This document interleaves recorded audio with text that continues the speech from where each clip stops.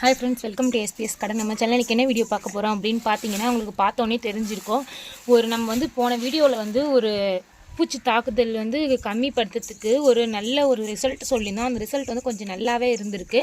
ஏற்கனவே அந்த பழைய செடிகள்லாம் பார்த்தீங்கன்னா பூச்சி தாக்குதல் அந்த அளவுக்கு இல்லை, கொஞ்சம் குறைஞ்சிருக்கு. அந்த மாதிரி பார்த்தீங்கன்னா துளிர் நிறைய வந்திருக்கு, எக்கச்சக்கமான துளிர், புது துளிர்கள் நிறைய வந்திருக்கு. அதை பார்த்தீங்கன்னாலே தெரியும். இதெல்லாம் புது துளிர்கள் தான், டக்கு டக்குன்னு வந்துச்சுங்க. பார்த்தீங்கன்னா ஒரு கிளையில் இன்னொரு கிளை புது துளிர் வந்திருக்கு. இந்த பார்த்தீங்களா, கீழேயும் நல்லா வந்திருக்கு.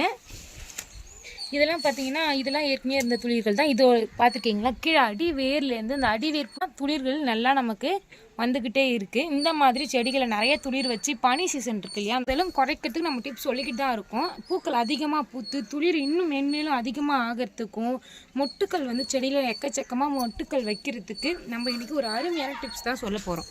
இப்போ பார்த்தீங்கன்னா தெரியும், ஒரு 3 மொட்டுக்கள் கிட்ட வச்சுருக்கு இல்லையா ஒரே செடியில், அது கிட்ட கீழேலாம் பார்த்தீங்கன்னா ஒரு 4-5 மொட்டுக்கள்லாம் இருக்குது.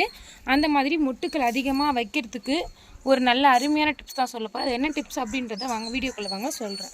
இது என்ன டிப்ஸ் அப்படின்னு பார்த்தீங்கன்னா, டிஏபி தாங்க. நம்ம எல்லாருக்குமே தெரிஞ்ச டிஏபி தான் நம்ம இன்றைக்கி ஒரு உரமாக கொடுக்க போகிறோம். இது உரக்கடையில் கேட்டாலே கொடுப்பாங்க. இந்த டிஏபி ரோஸ் செடிகளுக்கு, முக்கியமாக ரோஸ் செடிகளுக்கு இந்த டிஏபியை பயன்படுத்தினா நல்ல மொட்டுக்கள் அதிகமாக கிடைக்கும்.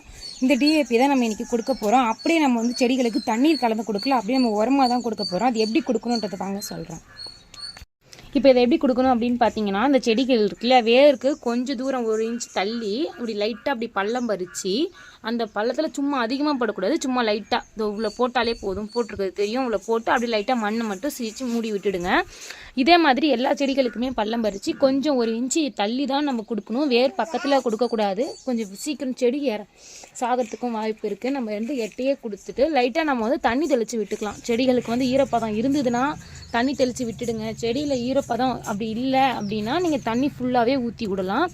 இது எப்போ கொடுக்கணும் அப்படின்னு பார்த்தீங்கன்னா, 15 நாளைக்கு ஒரு தடவை மட்டும்தான் அந்த டிஏபி கொடுக்கணும், அப்பப்போ கொடுக்கக்கூடாது. இப்போ நம்ம நர்சரிலாம் பார்த்தீங்கன்னா, நிறைய நர்சரியிலலாம் பூ எனி டைம் பூத்துக்கிட்டே இருக்குது. நான் வீட்டில் ரோஸ் செடி வாங்கிட்டு வச்சுருக்கேன், ஆனால் வீட்டில் வச்ச ரோஸ் வரமாட்டேங்குது, நர்சரியில் மட்டும் எப்படி எனி டைம் பூக்குது அப்படின்னு நிறைய பேருக்கு டவுட் இருக்கும். அவங்க பண்ணுற டிப்ஸ் என்ன அப்படின்னு பார்த்தீங்கன்னா, 15 நாளைக்கு ஒரு டைம் டிஏபி கொடுத்துக்கிட்டே இருந்தால் பூக்கள் எனி டைம் செடியில் வச்சுக்கிட்டே இருக்கும். இது பனிக்காலம் அப்படின்றதுனால பூ சீசன் தான் இது. அப்படி இருந்தாலும் மொட்டுக்கள் நிறையா வைக்கும். ஒரு செடியில் ஒரு மொட்டு தானே பூக்குது, நிறைய பூ வைக்கல அப்படின்றவங்களுக்கு இதெல்லாம் நீங்கள் கொடுத்தீங்க அப்படின்னாலே நிறைய பூக்கள் மொட்டுக்கள் வைக்கிறதுக்கு வாய்ப்பு இருக்குது. இதெல்லாம் கொஞ்சம் ஈரப்பதம் இல்லை, நாங்கள் அப்படி லைட்டாக தண்ணி மட்டும் தெளித்து விட்டுக்கலாம்.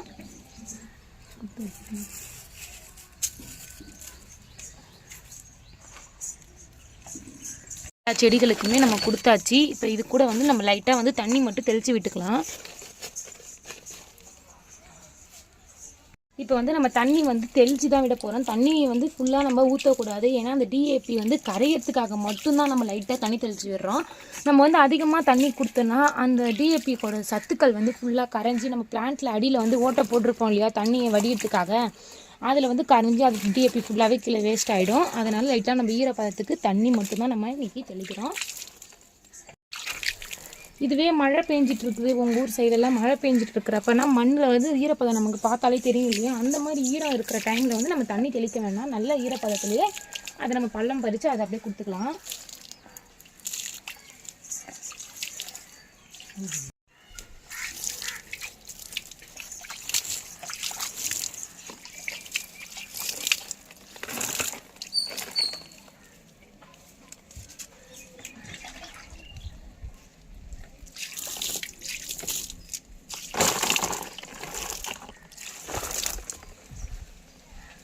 செடிகளுக்கும் நம்ம தண்ணி தெளிச்சு வச்சு பூத்த பூக்கள் எல்லாத்தையுமே நம்ம பறிச்சுக்கலாம். எல்லோ ரோஸ் நல்லா பூத்துருக்கு. ஒன்று 2 ரோஸ் பூத்து இருந்தது. இந்த ரோஸ் பூத்துருந்து குட்டி வாண்ட இடத்துக்கு பிச்சு போட்டுச்சு. இருந்தாலுமே நீங்கள் பூத்து காஞ்சி உழுதுனா கூட இந்த தண்டை கட் பண்ணி விட்டுடுங்க. இந்த இருந்ததுன்னா செடி வளராது. பார்த்தீங்களா, இந்த ரெட் ரோஸோடைய தண்டு எவ்வளோ அழகாக, ரெட் ரோஸுடைய தண்டு எவ்வளோ மெலிசாக இல்லாமல் ரொம்ப திக்னஸாக இருக்குது. பார்த்தீங்களா, இந்த மாதிரி இருந்தால் செடி சீக்கிரம் சாகாது, பூ நல்லா பூக்கும். எந்த ரோஸ் நல்லா இருக்கா அப்படின்னு சொல்லிட்டு கமெண்ட் பண்ணுங்கள். எனக்கு தெரிஞ்ச டிப்ஸை நான் சொல்கிறேன், நீங்கள் உங்களுக்கு தெரிஞ்ச டிப்ஸை கமெண்ட்டில் சொல்லுங்கள், நான் ஃபாலோ பண்ணிக்கிறேன். ஓகே, பாய்.